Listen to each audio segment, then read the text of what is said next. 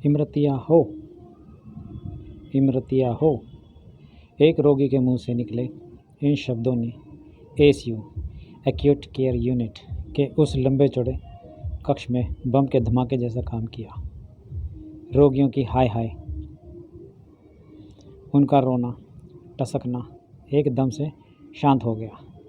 Pin drop silence, शायद ऐसी ही स्थिति को कहते होंगे। वास्तविकता यह थी कि रोगी ने इमरतिया हो कहने के लिए पूरी ताकत झोंक दी थी।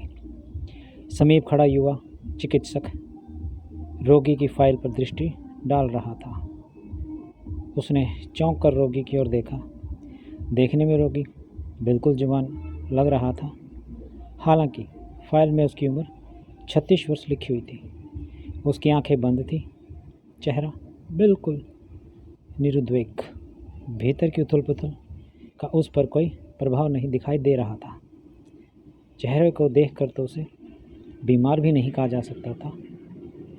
उसे आपात चिकित्सा समाज से एसीयू में स्थानांतरित किया था। जब उसे वहां लाया गया था तो उसके साथ 4 व्यक्ति थे। वे उसके रिश्तेदार होंगे। डॉक्टर अब भी फाइल में दर्ज केस पढ़ने के साथ साथ वहां मौजूद टेस्ट रिपोर्टों को पढ़े जा रहा था। एसीयू कहाँ का माहौल पहले की तरह सामान्य हो चुका था। एक बुढ़िया करुण स्वर में विलाप कर रही थी। उसका स्वर बहुत धीमा था, पर निकट के सभी रोगियों को वह सुनाई दे रहा था। उसका आज ऑपरेशन हो रहा था। कोई रोगी खांस रहा था तो कोई हाँफ रहा था। वहाँ उपस्थित नर्स किसी को प्यार से तो किसी को डांट कर चुप करा रही थी। अचानक वही रोगी फिर से चीखा, इमरतिया हो। इसके साथ ही वह बेड से उठने का प्रयास करने लगा। वह लगभग बैठ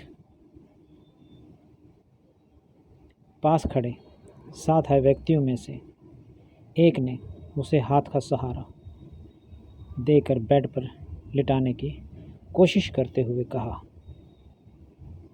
लेटे रहो भैया, लेटे रहो। रोगी पूरी ताकत के साथ फिर से उठा और चिल्लाया, मुझे मरने दो सालों कुत्तों, मुझे मरने दो।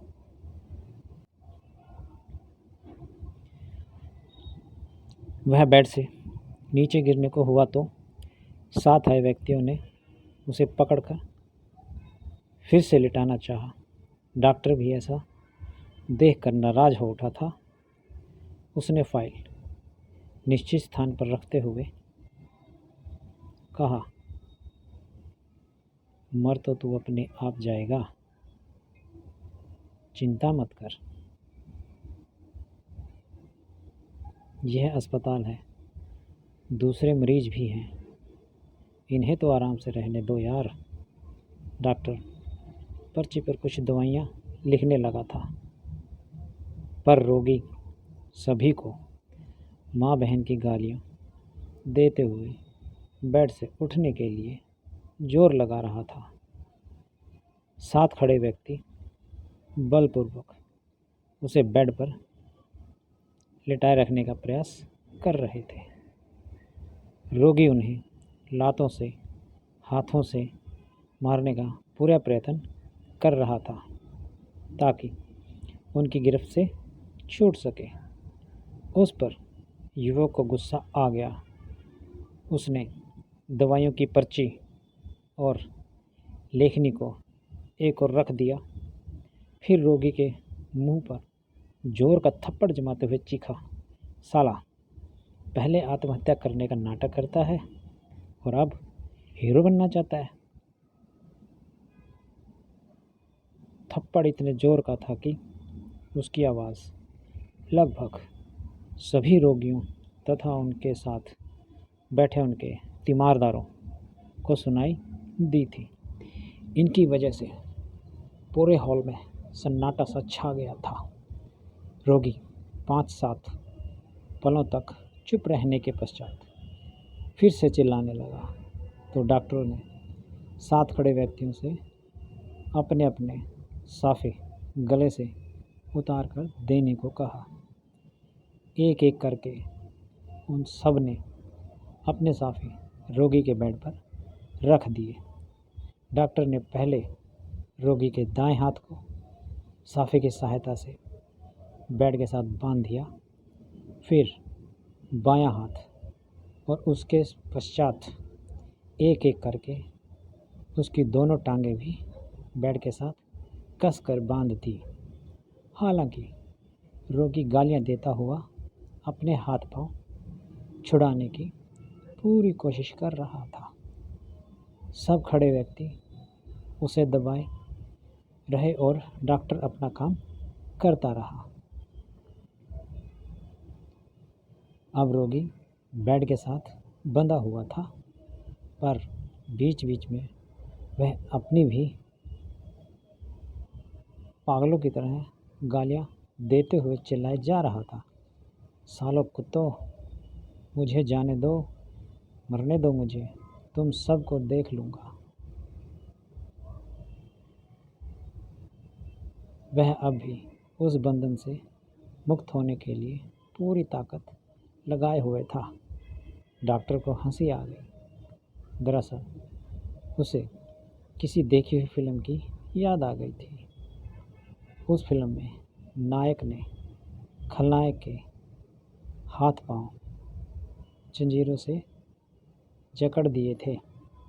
नायक था कि खलनायक को साला कुत्ता कहकर गालियां दिए जा रहा था। तब वह जंजीरों से खुद को छुड़ाने के लिए पूरा जोर लगाते हुए खलनायक ने नायक को नायिका से दूर रखने के लिए यह सब किया था। उस फिल्म में नायिका का नाम शर्बतिया अर्थात शर्बती था और यहाँ रोगी बार बार इमरतिया हो पुकारे जा रहा था। डॉक्टर को लगा कि रोगी इमरती अर्थात अमृता से प्यार करता होगा। हो सकता है वह कोई सुंदर सी युवती हो, पर रोगी की उम्र तो 36 वर्ष की लिखी हुई थी। होगा भी इतना ही, या फिर इमरतिया कोई औरत होगी जिससे यह प्यार करता होगा। उसने इसे धोखा दे दिया, या फिर वह घर वालों के दबाव में आकर इससे दूर हो गई, तभी इसने आत्महत्या की कोशिश की होगी।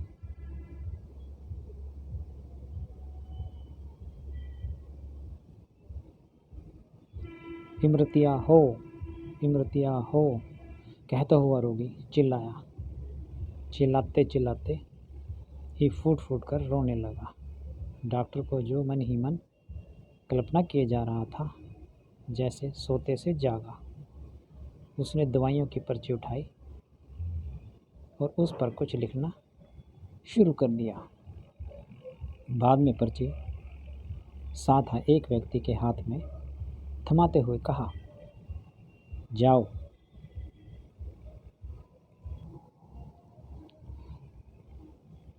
जाओ दवाई लेकर आओ। समीप खड़े व्यक्तियों में से एक ने पर्ची पकड़ ली और कक्ष से बाहर निकल गया। बाकी के तीनों भी चुपचाप उसके पीछे पीछे निकल गए। रोगी अब चुप था, बिल्कुल निढाल। आंखें तो उसने जब से वहाँ आया था खोली ही नहीं थी। डॉक्टर बारी बारी से दूसरे रोगियों को देखने लगा। लगभग घंटा भर बीत चुका था, पर दवाई लेने गया व्यक्ति नहीं लौटा। डॉक्टर ने भी इस बात पर कोई ध्यान नहीं दिया। वह अपना काम करता रहा। इस बीच अचानक फिर से वह रोगी चिल्लाने लगा, सालो कुत्तों, मुझे जाने दो मुझे। वह अपने हाथ पांवों को मुक्त कराने के लिए फिर से जोर लगा रहा था। डॉक्टर ने उस पर उड़ती सी नज़र डाली और फिर कलाई पर बंधी घड़ी पर एक दृष्टि डालकर बुदबुदाया, जाने कहाँ रह गया? दवाई लेने गया था। इन्हें अपने मरीज की चिंता ही नहीं है। रोगी पूरी ताकत के साथ गालियां बके जा रहा था। डॉक्टर ने दूर से ही उसे धमकाते हुए कहा था, चुप हो जाओ, नहीं तो ऐसा मरूंगा कि याद रखेगा। परंतु रोगी को चुप नहीं होना, सो नहीं हुआ। डॉक्टर उसे धमकाते हुए गेट के पास चला गया। किवाड़ खोलकर उसने अपनी गर्दन बाहर निकाली और आवाज़ लगाई, अरे अमुक रोगी के साथ जो थे यहाँ आ जाओ। यही बात उसने 2-3 बार दोहराई। उसके साथ का यदि कोई आदमी होता तो आता।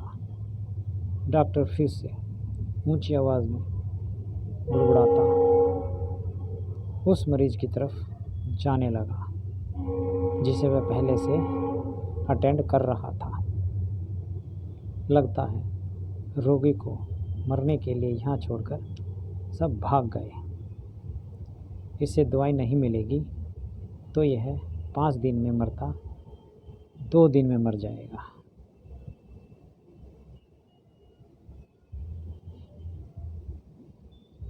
डॉक्टर उस समय जिस मरीज को अटेंड कर रहा था उसकी सैया के पास तब एक पढ़ा लिखा अधेड़ उम्र का व्यक्ति बैठा हुआ था। उसके भीतर मौजूद दया की भावना ने बाहर आने का रास्ता ढूंढ लिया। उसके होंठ कह उठे, डॉक्टर साहब, जो दवाई बहुत ज़रूरी हो लिख दीजिए, मैं ले आता हूँ। बेचारा मर जाएगा बेकार में, मेरे पास पैसा है। डॉक्टर साहब, देखिए साहब, मुझे आत्महत्या करने वाले किसी भी आदमियों से कोई सहानुभूति नहीं, ना ही इस रोगी से।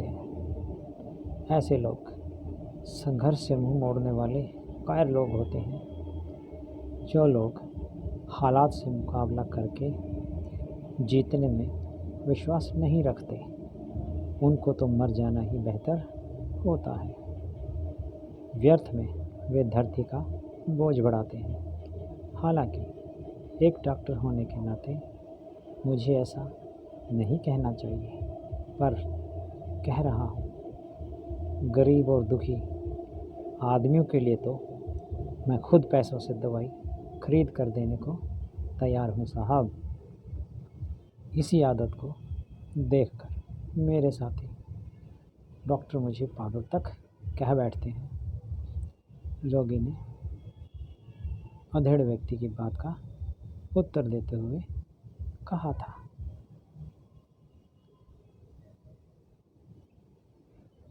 जन्म देना इतना आसान नहीं होता डॉक्टर साहब। बहुत बड़ी मजबूरी सामने आ जाती है, तभी कोई आदमी खुदकुशी करने पर उतारू होता है। आप तो जवान हैं अभी, इसीलिए ऐसा कह रहे हैं। दबी ज़ुबान से तर्क के सहारे डॉक्टर को समझाने की कोशिश की थी अधेड़ व्यक्ति ने। हालांकि मन ही मन उसने डॉक्टर को अपनी पक्को बुद्धि का मालिक स्वीकार लिया था। अंकल जी, आपकी बात से मैं ज़रा भी सहमत नहीं हूँ। ज़िंदगी में फूल भी होते हैं और कांटे भी। इंसान फूलों पर तो अपना हक समझता है, जब जी चाहे उनकी खुशबू को लूटता है, जब जी चाहे उन्हें कुचलता मसलता है। उसने निकला अर्थ अपनी बदबू छिपाने के लिए अपनी देह पर छिड़कता है। उनसे निकला शहद चटखारे लेकर खाता है। ऐसे में मैं आपसे पूछता हूँ कि कांटे कहाँ जाएंगे, कहाँ रहेंगे? फूलों का स्वाद तो आप चखेंगे, कांटों की चुभन कोई और सहेगा? क्यों? आखिर क्यों? हर किसी को कांटों की चुभन सहने के लिए भी तैयार रहना चाहिए। अंकल जी,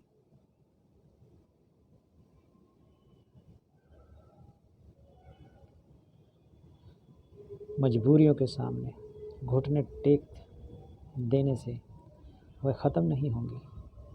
उनसे लड़ो, उनका मुकाबला करो, तभी वे हार मानेंगे। डॉक्टर ने इस बार छोटा सा एक भाषण ही दे डाला था। ठीक तभी उस रोगी के साथ आए एक व्यक्ति ने वहाँ प्रवेश किया। दवाई लेने के बहाने गए तो 4 थे, लौटा एक। डॉक्टर ऐसा देखकर नाराज हो उठा। बोला, यदि तुम रोगी की सेवा नहीं कर सकते तो साथ क्यों आए? इसे तड़पा तड़पा कर मारने के लिए यहाँ लाए हो क्या? शर्म नहीं आई तुम्हें इतनी देर लगाते हुए? लाओ, दवाइयाँ कहाँ हैं?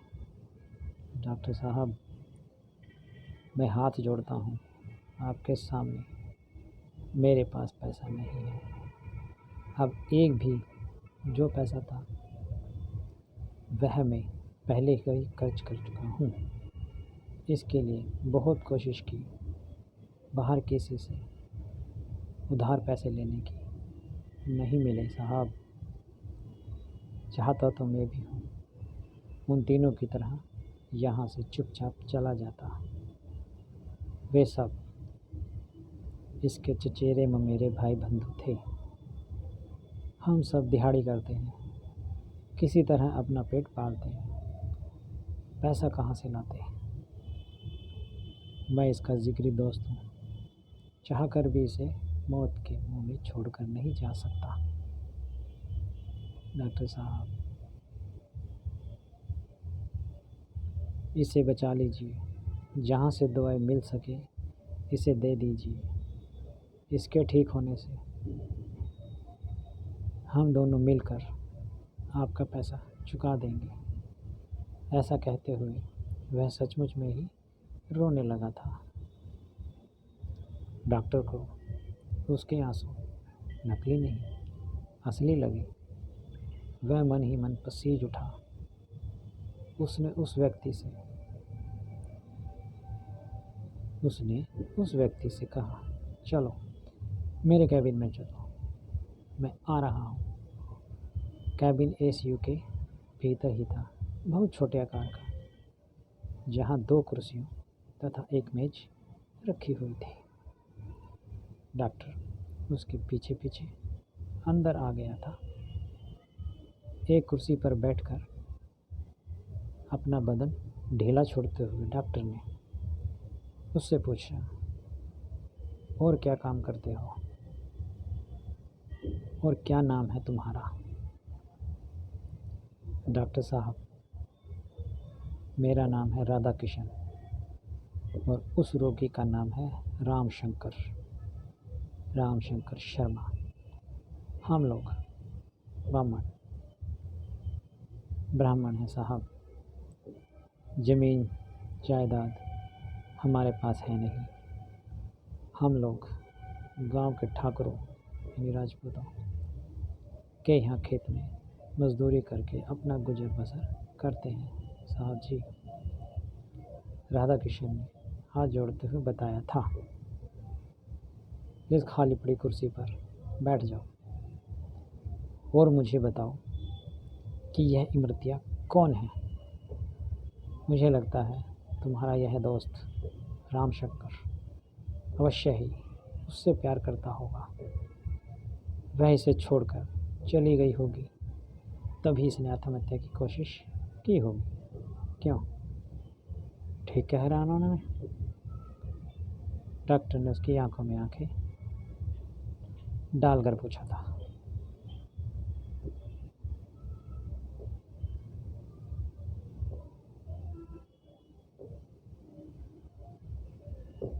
डॉक्टर को राधा किशन की इस बात पर थोड़ा सा भी विश्वास नहीं हुआ।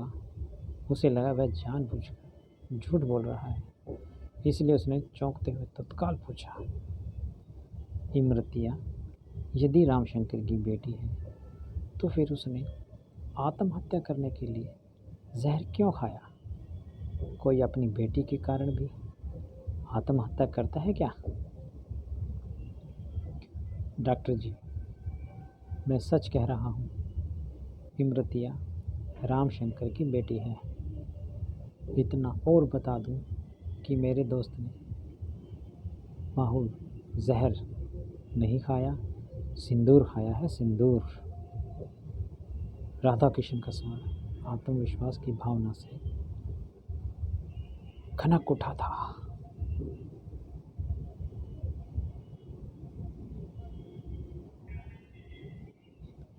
डॉक्टर उसकी इस बात पर हंस पड़ा, बोला, अरे बाबा, सिंदूर लेड यानी शीशा नामक धातु को फूंक कर अच्छी तरह कूट कर बनाया जाता है। इसे यदि काफ़ी मात्रा में खा लिया जाए तो यह जहर का काम करता है। इसे धीमा जहर भी कहा जा सकता है। रोगी मर्मानत पीड़ा सहता हुआ मर जाता है। खैर, तुम मुझे बताओ कि रामशंकर ने यह सब क्यों किया? ज़रा जल्दी करो। राधा किशन के अनुसार रामशंकर एक ऐसा आदमी था जो बचपन में ही दुर्भाग्य जिसके साथ एक प्रेत की तरह लग गया था। जब वह 5-7 वर्ष का था तब उसका बाप काले ताप यानी ज्वर की चपेट में आ गया। एक बार बीमार पड़ा सो दोबारा उठ ही नहीं पाया। माँ ने उसे मजदूरी करके पाला पोसा। 16-17 साल का होने पर अपने भाई की सहायता से बेटे की शादी करा दी। अभी बेटे की शादी को 1 साल भी नहीं हुआ था कि वह खुद निमोनिया का शिकार होकर चल बसे। रामशंकर तब तक खुद राजपूतों के खेतों में मजदूरी करने लगा था। माँ की मृत्यु के लगभग वर्ष भर बाद उसके यहाँ एक बेटी ने जन्म लिया। उसे लगा कि उसकी माँ ही बेटी का रूप धारण करके उसके आंगन में आई है। अचंभे की तरह एक बात यह थी कि बेटी की शक्ल माँ से काफ़ी हद तक मिलती जुलती थी। रामशंकर और उसकी पत्नी बेटी को पाकर बेहद खुश थे। इतने खुश कि अपनी सारी खुशियाँ बेटी पर लुटाए जा रहे थे। बेटी धीरे धीरे बड़ी हो रही थी। उसे गांव के ही स्कूल में भर्ती करा दिया गया। बेटी जब 3री कक्षा में थी, ठीक तभी बरसात के मैदान में रामशंकर पत्नी के साथ खेतों में काम कर रहा था। घास में छिपे बैठे एक काले सांप ने उसकी पत्नी को काट लिया। जब तक उसे उठाकर गांव लाया गया, उसके प्राण निकल चुके थे। ऐसे में रामशंकर तथा गांव के लोगों ने उसे सलाह दी थी कि वह दूसरी शादी कर ले। अभी तो वह जवान है, खुद के लिए नहीं तो कम से कम अपनी बेटी के लिए उसे दूसरी शादी कर लेनी चाहिए। जाने क्या सोचकर उसने दूसरी शादी करने से साफ मना कर दिया। उसका कहना था कि वह बेटी को ही बेटा समझकर पालेगा, उसे पढ़ाएगा। यदि दूसरी शादी कर ली तो पत्नी के कारण उसकी बेटी को कष्ट हो सकता है।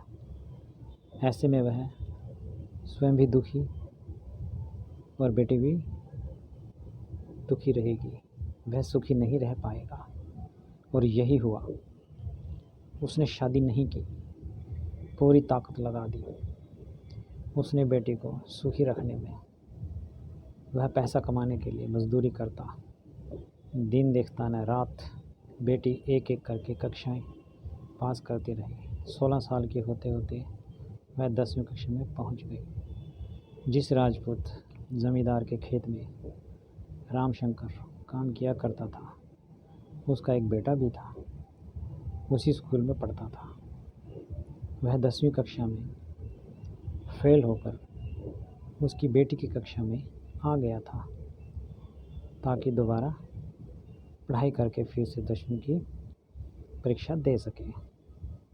वह बचपन में ही आवारा हो गया था।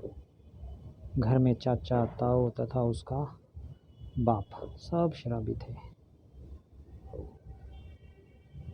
देखा देखी वह भी पीने लगा था। उसकी पढ़ाई की तरफ किसी का भी ध्यान नहीं था। जाने कैसे उसने रामशंकर की बेटी को फांस लिया कि वह उसके लिए देवता बन बैठा। रामशंकर ने एक दिन घर में छुपा कर रखी गई सिंदूर की एक बड़ी सी डिबिया देख ली। बेटी से पूछा तो बोली कि वह मेले से खरीद कर लाई है। पिता ने पूछा कि अभी से उसकी क्या ज़रूरत पड़ गई, तो बोली कि औरतों को खरीदते देख मैंने भी खरीद ली थी। पिता को बेटी के उत्तर से संतुष्टि नहीं हुई, तो उसने बेटी को धमकाया कि वह उसका घर से निकलना बंद कर देगा।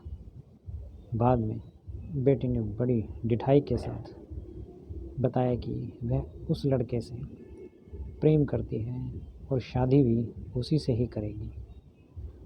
रामशंकर ने उसे खूब समझाया कि अभी वह बच्ची है, नासमझ है, उसकी शादी की उम्र भी नहीं हुई है। लड़का आवारा है, शराब पीता है, जाति से बाहर का है। गांव वाले, समाज वाले उस रिश्ते को स्वीकार नहीं करेंगे। पर लड़की अपनी ज़िद पर अड़ी रही। बोली मर जाऊंगी पर शादी उसी से करूंगी। रामशंकर बोला कि वह गला दबाकर उसकी हत्या कर देगा, तो उसने तपाक से अपनी गर्दन आगे बढ़ा दी। रामशंकर ने हाथ गर्दन तक पहुँचे ज़रूर, पर उसे छू नहीं पाए। लड़की के चेहरे पर उसे अपनी माँ का चेहरा चिपका दिखाई दिया। वह अपनी माँ की हत्या कैसे कर सकता था। रामशंकर ने उसी दिन से खाना पीना तक छोड़ दिया था। बेटी के सामने वह फूट फूट कर रोया था, पर तेज बरसात भी पथरीली चट्टान के हृदय को पिघलाने में असमर्थ रहती है। ठीक उसी प्रकार रामशंकर का अनशन, उसका विलाप बेटी के दिल पर अपना प्रभाव छोड़ने में नाकाम रहा। बेटी अगले दिन स्कूल गई तो ज़रूर, पर लौटी नहीं। रामशंकर उसकी प्रतीक्षा करता रहा। आखिर प्रतीक्षा से तंग आकर उसने बेटी द्वारा रखी गई सिंदूर की डिबिया उठाई और उसमें मौजूद सारे सिंदूर को थोड़े से पानी में घोलकर पी गया। राधा किशन पूरी घटना बताते बताते रोने लगा था। डॉक्टर भावशून्य सा बैठा उसकी ओर ताके जा रहा था। इमरतिया हो। कुछ देर पहले शांत होकर लेटे रोगी के मुंह से चीख की तरह निकले शब्द सुनकर डॉक्टर झट से कुर्सी से उठ खड़ा हुआ। वह तीव्रता के साथ रोगी के पास पहुंच गया। राधा किशन उसके पीछे पीछे था। डॉक्टर ने एक अन्य पर्ची पर फिर से कुछ दवाइयाँ लिखने के बाद अपनी जेब से 500 का एक नोट निकाला और दोनों चीज़ें राधा किशन को सौंपते हुए कहा, जल्दी से जाकर ये दवाइयाँ ले आओ। धनी लोग ठीक होने पर कुछ दवाइयाँ अस्पताल में दान के रूप में दे जाते हैं। इसके लिए कुछ दवाइयाँ वहाँ से मिल जाएंगी। मैं खुद देख ले आऊँगा। रोगी को ज़िंदा